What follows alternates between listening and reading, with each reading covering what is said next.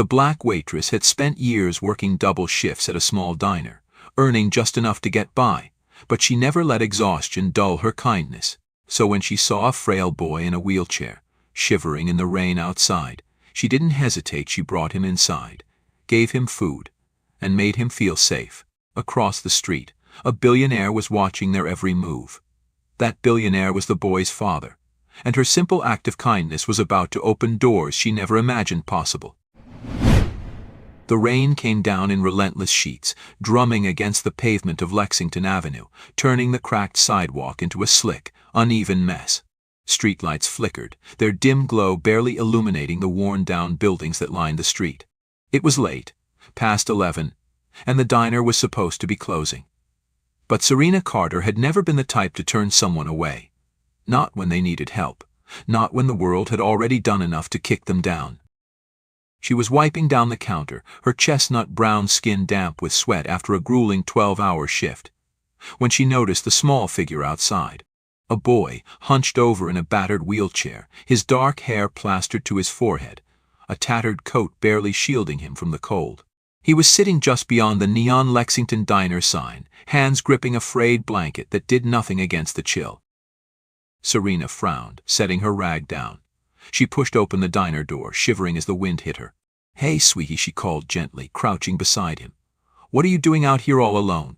The boy flinched at first, then looked up, his blue eyes wide, uncertain, searching. "I'm waiting for my dad," he mumbled, his voice barely audible over the rain. Serena glanced up and down the street. No one. Just the dim glow of a pawn shop's cash for gold sign flickering across the road, the sound of tires hissing against wet asphalt. "Where is he?" she pressed, concern creeping into her voice. The boy shrugged, pulling the blanket tighter around himself. Serena exhaled, biting her lip. She'd seen too many nights like this, too many kids left waiting for someone who wasn't coming. "Well, you can't stay out here, not in this mess," she offered a warm smile. "Come inside with me, okay? It's warm, and I've got something special for you." The boy hesitated for a second, but then, slowly, he nodded. Serena gently took hold of the wheelchair's handles and pushed him inside the diner, the warmth hitting them immediately, the scent of buttered toast and burnt coffee wrapping around them like a blanket. She led him to a booth near the radiator, draping a fresh towel over his shoulders before crouching to meet his eyes. "I'm Serena," she said, flashing another grin. "What's your name, sweetheart?" The boy sniffed, his fingers curling around the edge of the blanket. "Daniel." Serena nodded approvingly. "That's a strong name. You hungry?" He nodded, hesitantly. Serena didn't wait for him to say more. She was already moving toward the kitchen, pulling out a fresh loaf of sourdough, slicing it with practiced ease. A few minutes later, she set a steaming plate in front of him, grilled cheese, golden and crisp, with a bowl of tomato soup on the side. Her go-to comfort meal, the one her grandmother used to make when the nights were too long and the world felt too cruel. "This one's on me," she said, tucking a napkin into his lap. Daniel's blue eyes widened as he took his first bite, the cheese stretching in long, gooey strings. "This is the best thing I've ever had," he murmured, his voice laced with something close to wonder. Serena chuckled, watching as he devoured the sandwich. "Good food makes everything better," she said lightly. But inside she felt the familiar ache. The one that came when she saw someone so young, so small, already carrying the weight of the world. What she didn't know was that someone was watching. Across the street, a sleek black Bentley sat idle in the shadows, its tinted windows reflecting the diner's neon glow. Inside, Raymond Holt sat in silence, his sharp gray eyes locked onto the scene unfolding before him. At 46, Raymond was a man who had built his empire on control, precision, ruthlessness. Holt Dynamics was the beating heart of Baltimore's tech industry, a billion-dollar machine that ran on efficiency, not sentiment. And Raymond, its CEO, had spent years ensuring that nothing, no person, no emotion, no weakness could interfere with that. Yet here he was, watching, listening, thinking. Daniel was his son. And that woman, that black waitress in a cheap apron, in a run-down diner, was feeding his son for free. Raymond's jaw tightened. He had been delayed on a call, an emergency with his investors in Japan, and had told Daniel to wait by the diner for just a few minutes. He hadn't expected this. He reached for his phone, dialing quickly. "Nora," he said when his assistant picked up. "Get down to Lexington Diner. No suits, no heels. I need you there in 20 minutes. There was a pause. "Sir?" Raymond's grip on the phone tightened. "Find out everything you can about the woman who just fed my son." Then he hung up. Inside the diner, Daniel was laughing for the first time all night, swinging his legs under the table, soup stains on his chin. Serena wiped it away with a napkin, shaking her head. "Messy eater, huh?" Across the street, Raymond watched, his expression unreadable, his mind already working, already calculating. Because he didn't believe in kindness. He believed in debts. And whether she realized it or not, Serena Carter had just put him in hers. Serena wiped her hands on her apron, glancing toward the diner window as the rain kept falling, streaking down the glass in uneven trails. Daniel was finishing the last bite of his sandwich, his fingers warm now, no longer trembling. His face had lost that wary tightness, that guarded look that kids his age shouldn't have to wear. She felt a small swell of satisfaction, one more person, one more moment of kindness. That was enough for her. Then the door swung open. The cold air rushed in first, followed by a woman in jeans and a hoodie, blonde hair tucked beneath a faded Orioles cap. She was out of place in the diner, not because of what she wore but because of the way she carried herself, sharp, calculated, assessing everything in a single glance. Serena had worked in this business long enough to recognize someone who wasn't here for the coffee. The woman's gaze landed on Daniel immediately. She softened her expression, crouching beside the boy. "Hey, champ. Time to go," she said lightly, though something about her tone was off, too smooth, too rehearsed. Daniel frowned, wiping his mouth with the napkin Serena had given him. "But I haven't finished my milk." The woman, Nora, though Serena didn't know her name yet, tilted her head with a practiced smile. "You can take it with you. Your ride's waiting." Serena's instincts flared. She had seen too many people dismissed, erased, shuffled off without a second thought. Too many moments where someone like her wasn't expected to ask questions. But she always did. She folded her arms, studying the woman carefully. "You know him." The woman's smile didn't falter, but her posture shifted, a subtle tightening of the shoulders, the barest flicker of hesitation. "Yeah," she said smoothly. "I'm his aunt." Serena didn't blink. She turned to Daniel. "That true, sweetheart?" Daniel hesitated just a second too long. Nora's jaw tightened. Serena had grown up in a world where hesitation could mean everything. She knew what fear looked like, what power could do when it moved in silence. She also knew that this woman wasn't Daniel's aunt. She crouched beside him, meeting his uncertain eyes. "You good, baby?" she asked, voice softer now, like a shield. "You want to go with her?" Daniel looked between them.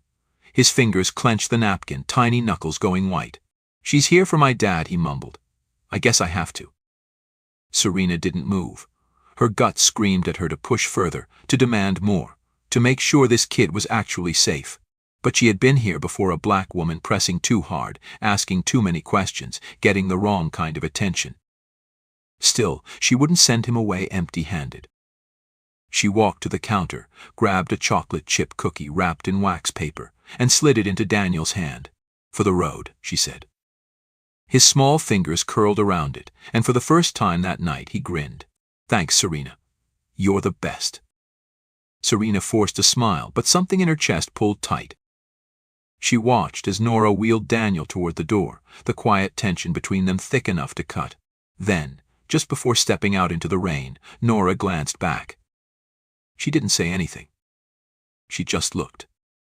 And Serena recognized it for what it was, a warning. Across the street, the Bentley's headlights flashed as Nora approached. The rear door swung open before she could knock, and Raymond stepped out, his broad figure framed by the glow of the diner's neon sign.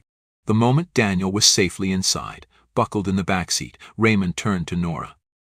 "Well?" Nora exhaled, pushing back her hood. "She's sharp," she admitted.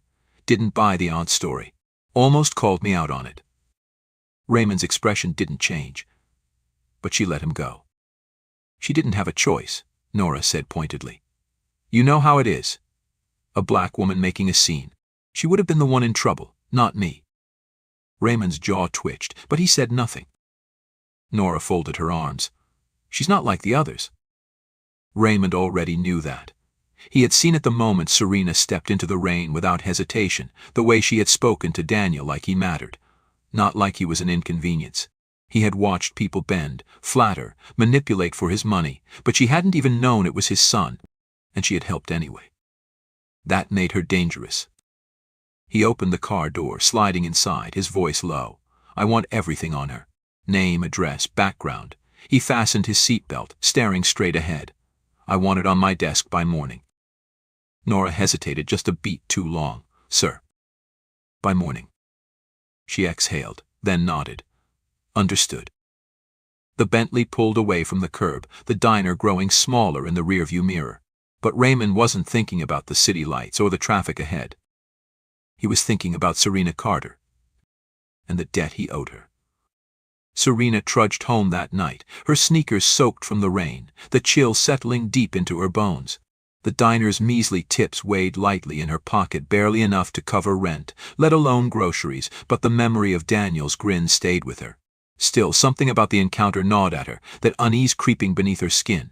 She had seen it before, that forced, polished smile on the woman's face, the way Daniel hesitated before answering.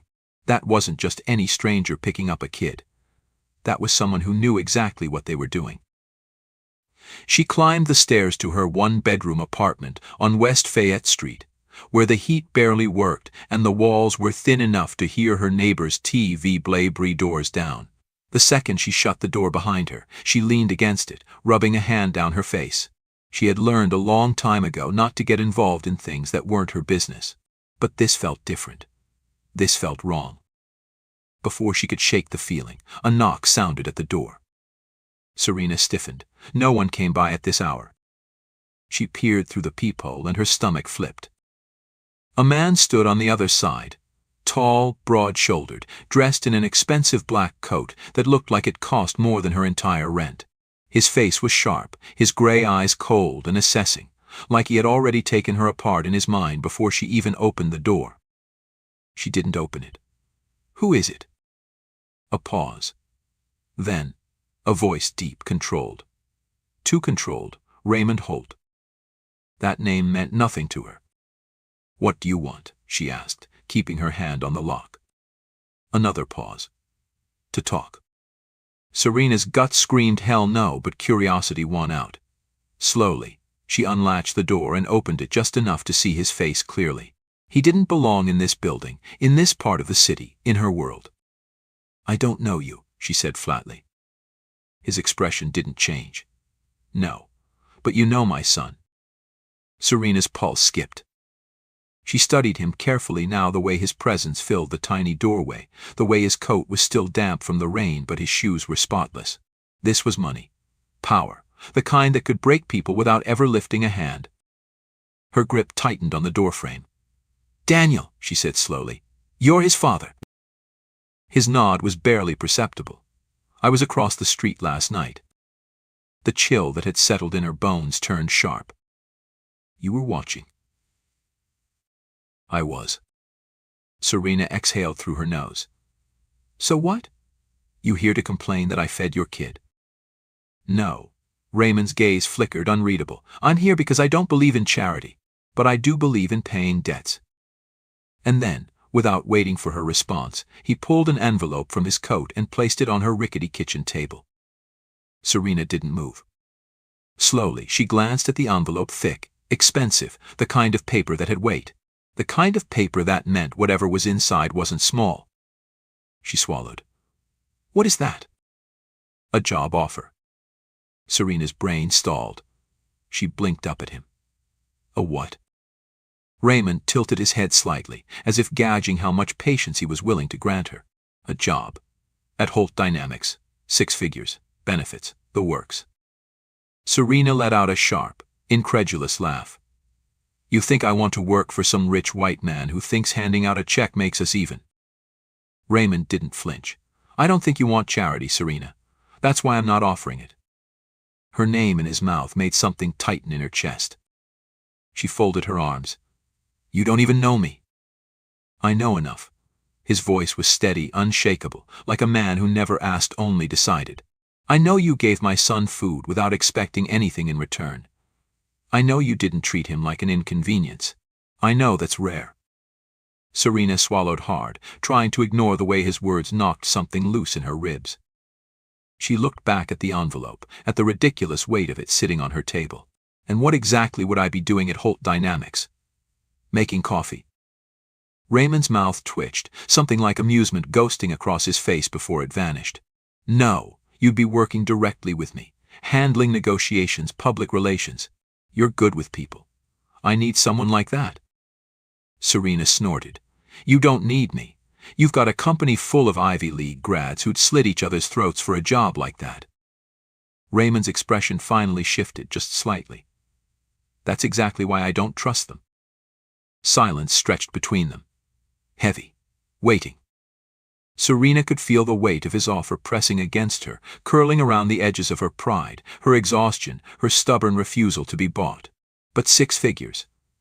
6 figures meant no more late rent, no more living paycheck to paycheck, no more nights wondering how she'd stretch her last $20. Her mother's voice echoed in her head. Never owe these people anything, baby. You know they don't give without taking. Her jaw clenched. Why me? Raymond held her gaze, and for the first time something in his eyes flickered. Because you saw my son, he said, voice lower now, like it almost cost him something to say. Not my money, not my name. You saw him. Serena's throat tightened. She looked at the envelope one last time. Then, slowly, she picked it up. I'll think about it, she murmured. Raymond studied her for a long moment, then gave a curt nod. Good. And then, without another word, he turned and left. Serena stood there long after the door shut, the weight of the envelope in her hands feeling heavier than it should. Because she already knew. She wasn't just thinking about it. She was going to say yes. The first day at Holt Dynamics felt like stepping into another world, a world where everything gleamed too bright, where money smelled like freshly polished marble, and the air was thick with power.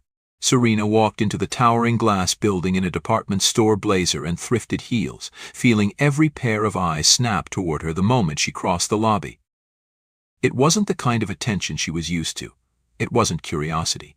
It was evaluation, calculation, judgment. She kept her head high, shoulders squared. She had worked in places where people underestimated her before. She knew how to hold her ground. Raymond was waiting in his office, a sprawling, sleek space with floor-to-ceiling windows overlooking the city, a desk so pristine it looked more like an art piece than something actually used for work. He didn't look up when she walked in, just gestured toward the chair across from him. You're late. Serena arched a brow, sitting. By 2 minutes. Raymond finally looked at her, gray eyes sharp. That's 2 minutes I don't get back. Serena exhaled, shaking her head. She had barely been here 5 seconds and he was already starting. Look, you want me here or not? Raymond leaned back, studying her. That remains to be seen. Before she could fire back, the glass door opened and Nora walked in, a tablet in hand, her expression unreadable. Serena didn't miss the way the woman's gaze flickered over her, like she was assessing whether or not she belonged here. Spoiler alert, she had already decided she didn't. Ms. Carter, Nora said smoothly. Welcome to Holt Dynamics. Serena met her gaze head-on, a slow smile curling her lips. Oh, we're doing last names? All right. Good to see you again, Ms. Winters. Something in Nora's eyes flickered, just for a second, before she turned her attention back to Raymond. I've prepared the reports for the upcoming negotiations with the Orion Group. She handed him the tablet, barely sparing Serena another glance. Would you like me to brief her on company protocols? Raymond didn't even look up. No, I will. Serena wasn't sure if that was a good thing or a warning. Nora only nodded, but before she left, she hesitated just slightly at the door, glancing back at Serena once more. Good luck, she murmured. Serena tilted her head. The way she said it didn't sound like encouragement. It sounded like a warning. She didn't have much time to think about it before Raymond was already diving into work. No small talk. No settling in. He pulled up a file, sliding it across the table. Orion Group, he said. They want to push through a contract that would cut labor costs by outsourcing jobs overseas. That means layoffs. Thousands. Serena skimmed the file, her stomach turning. And you want me to what? Convince them not to. Raymond's gaze didn't waver. I want you to do what you do best, red people. Serena sat back, crossing her arms. So let me get this straight. You brought me in because you think I can, what? Charm my way into getting these billionaires to grow a conscience. Raymond didn't blink. No. I brought you in because I think you understand something they don't. Serena narrowed her eyes. And what's that? He leaned forward slightly. That people who have nothing to lose fight the hardest. The words hit something deep in her ribs, something unspoken but true. She stared at him for a long moment, then exhaled, shaking her head. You know, you talk in riddles a lot for someone who runs a tech empire. For the first time, the corner of his mouth twitched almost a smile, but not quite. And then, just like that, the moment passed. Meeting's at noon, he said, standing. Try not to be late. Serena rolled her eyes but didn't argue. She had a job to do. The conference room was colder than the rest of the building. All steel and glass, like it had been designed to make people uncomfortable. Serena sat beside Raymond at the long mahogany table, facing three men in tailored suits, each one radiating the kind of confidence that came from knowing they could buy and sell entire lives with a single stroke of a pen.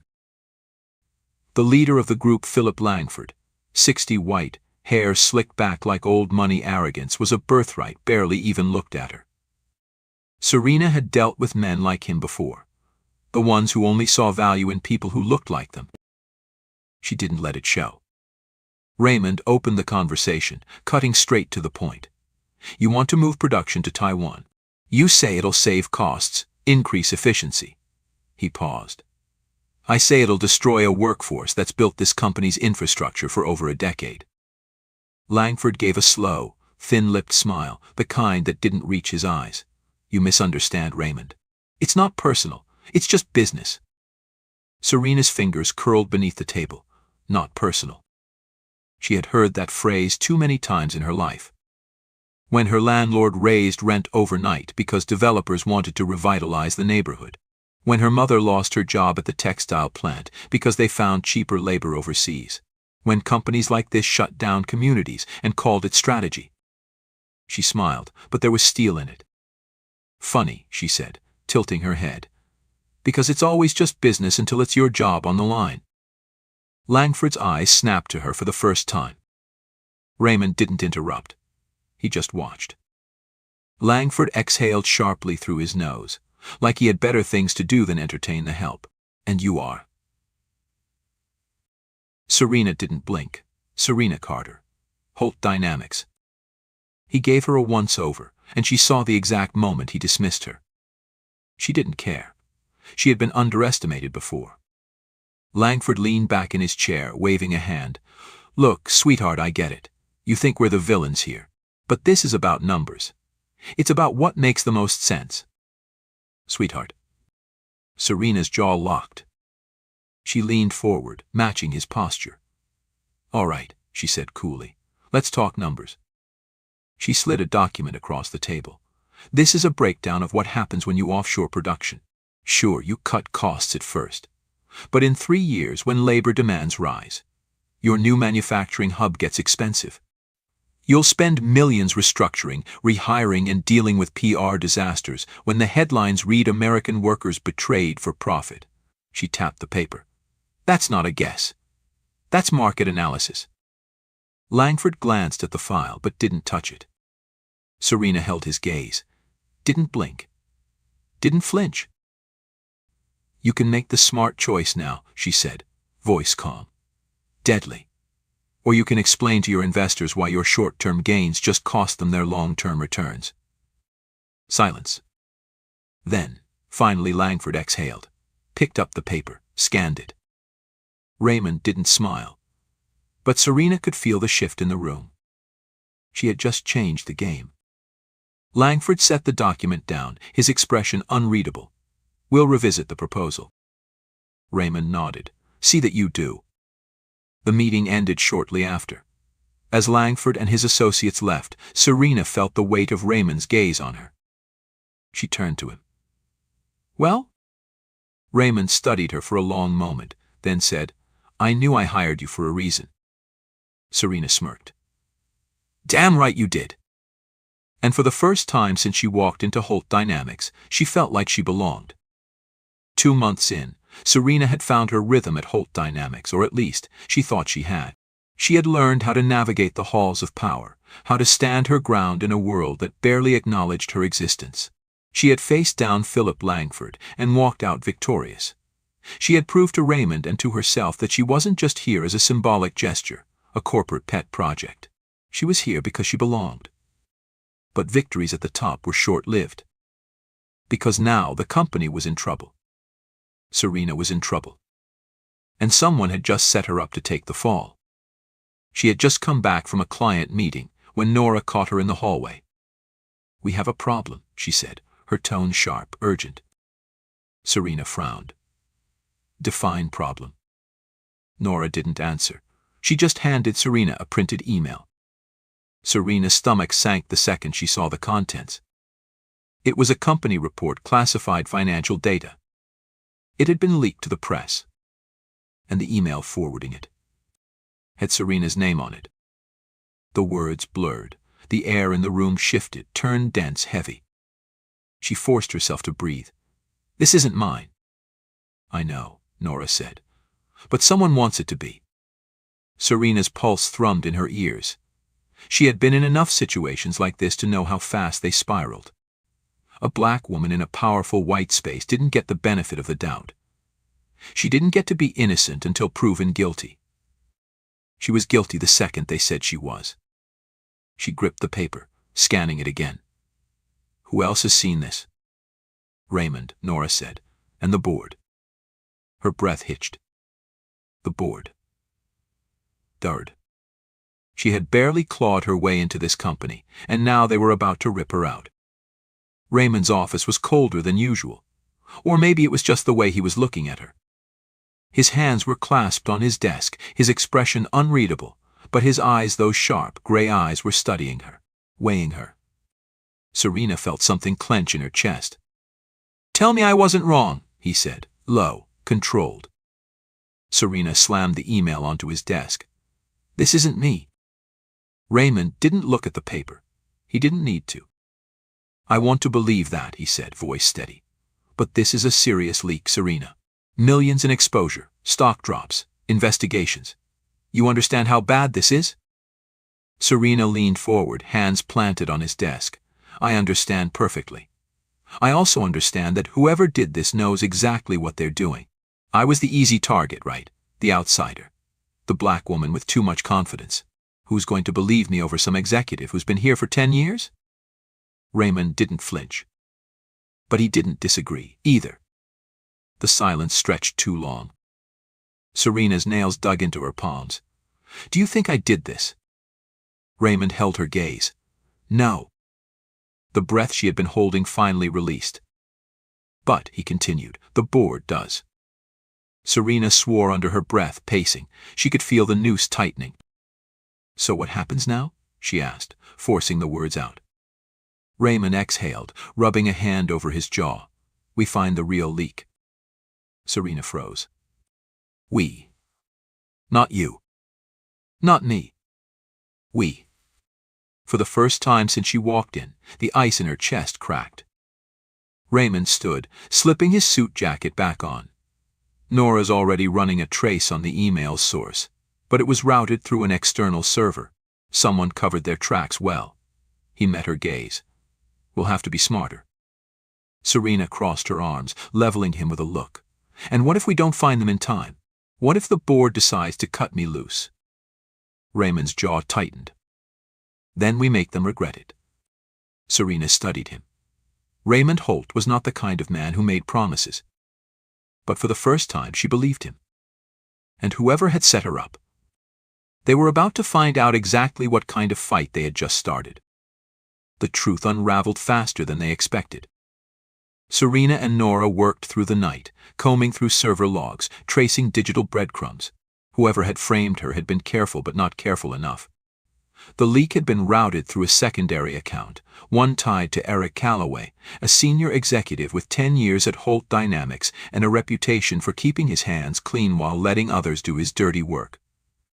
By morning, they had enough evidence to bury him. Serena stormed into the boardroom before they could summon her like a criminal. The air was thick with tension, dozens of polished, powerful men in tailored suits staring her down like she was already gone. Raymond sat at the head of the table, unreadable. Miss Carter, one of the board members, an older man with a thin-lipped smirk, gestured to the empty seat across from them. "I assume you know why you're here." Serena didn't sit. She never planned to. "I do," she said, voice steady. "And I assume you all know you're about to make a very expensive mistake." A flicker of amusement crossed Raymond's face, but he didn't interfere. Miss Carter, the board member, started, but she cut him off. "I was an easy target, right?" she said, pacing. "The new hire. The outsider. The one you could pin this on and sweep under the rug." She stopped, placing a thick folder on the table. "Except you picked the wrong one." She slid the folder toward them. Silence stretched as they skimmed the documents, their expressions shifting from dismissive to something closer to alarm. Eric Calloway sat 2 seats down, his face paling by the second. "These are traced emails," Serena continued. "Bank transfers. Call logs with reporters. All of them linked to Calloway. Not me." She crossed her arms. "And before you ask, yes, our legal team already has copies. And so does the press. So if you want to talk about damage control, I'd start there." A murmur swept through the room. Calloway shot to his feet, his voice a little too sharp, too desperate. "This is ridiculous. She's bluffing." Serena turned to Raymond, lifting a brow. "Am I?" Raymond finally spoke, his voice as sharp as cut glass. "No, she's not." The words landed like a blow. Calloway's mouth snapped shut. Raymond stood, adjusting his cufflinks. "Effective immediately, Eric Calloway is terminated. Full legal action will be pursued." He let the weight of his words settle before turning his attention to the rest of the room. "And if anyone else in this company thinks they can play the same game, let this serve as a warning." The silence that followed was absolute. Serena didn't smile. She didn't need to. She had won. 2 weeks later, she stood beside Raymond at Daniel's graduation. The boy grinned up at her from his wheelchair, holding his diploma like it was the greatest prize in the world. "I told you I'd make it," he said, chest puffed out. Serena laughed, ruffling his hair. "Never doubted it for a second." Raymond watched them, his usual cool exterior softer somehow. "You did good, Carter," he said. She smirked. "Damn right I did." Daniel glanced between them. "Are you guys gonna hug or something?" Raymond sighed. "Absolutely not." Serena rolled her eyes. "God, no." Daniel just grinned. For the first time in a long time, Serena felt like she had built something real, something that mattered. And she wasn't done yet. Years later, Serena Carter sat in the executive office of Holt Dynamics, her name now engraved on the door as Vice President of Corporate Strategy. What had started as a job, a challenge, had become a mission. Under her leadership, the company expanded its ethical labor initiatives, launched mentorship programs, and built partnerships with minority-owned businesses. Across town, a new community center bore the name Carter Holt Foundation, funding education and job opportunities for underserved youth. And at its ribbon-cutting ceremony, Daniel, now a college freshman, stood beside her, grinning like the kid who once got a free meal in a diner. Because kindness. That was the kind of investment that always paid off. Join us to share meaningful stories by hitting the like and subscribe buttons. Don't forget to turn on the notification bell to start your day with profound lessons and heartfelt empathy.